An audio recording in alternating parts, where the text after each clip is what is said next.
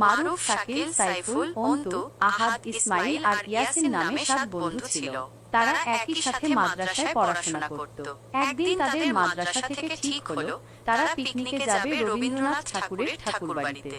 সকালবেলা তারা সবাই খুব উৎসাহ নিয়ে মাদ্রাসায় জড়ো হলো। শিক্ষকেরা তাদের সাথে ছিলেন। তারা একসাথে গজল গাইতে গাইতে আর গল্প করতে করতে বাসে করে রওনা হলো। কিছুক্ষণের মধ্যেই তারা নদীর ধারে পৌঁছালো। সেখানে তাদের জন্য নৌকা অপেক্ষা করছিল। নদীতে যখন তাদের নৌকাগুলো চলতে শুরু করলো, তখন এক অপূর্ব দৃশ্য তৈরি হলো। চারিদিকে সবুজ গাছপালা, পাখির কলরব আর নদীর ঠান্ডা বাতাস সব মিলিয়ে তাদের মনটা আনন্দে ভরে গেল। তারা গজল গাইতে গাইতে আর গল্প করতে করতে এগোতে থাকলো। অবশেষে তারা রবীন্দ্রনাথ ঠাকুরের ঠাকুরবাড়িতে পৌঁছালো। বাড়িটা দেখেই তাদের চোখ জুড়িয়ে গেল। এত সুন্দর, পুরনো দিনের ছোঁয়া লেগে থাকা বাড়ি। তারা বাড়ির ভেতরে ঘুরে ঘুরে দেখলো রবীন্দ্রনাথ ঠাকুরের ব্যবহার করা জিনিসপত্র, তার লেখা বই আর আঁকা ছবি। তাদের মনে হলো যেন তারা অন্য এক সময় চলে এসেছে।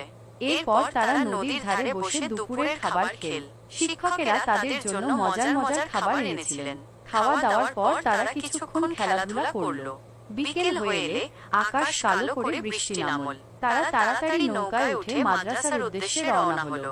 বৃষ্টিতে ভিজতে ভিজতে তারা গজল গাইল আর গল্প করলো। তাদের মনটা আনন্দে ভরেছিল। মাদ্রাসায় ফিরে তারা সবাই খুব খুশি হলো।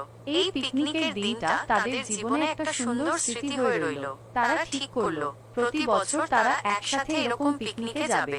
কেমন লাগলো গল্পটা? জি, ভালো লাগছে। তোমাকে অসংখ্য ধন্যবাদ এমন একটা গল্প বলে দেওয়ার জন্য।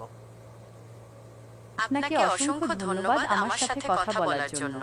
আপনার যদি আর কিছু জানার থাকে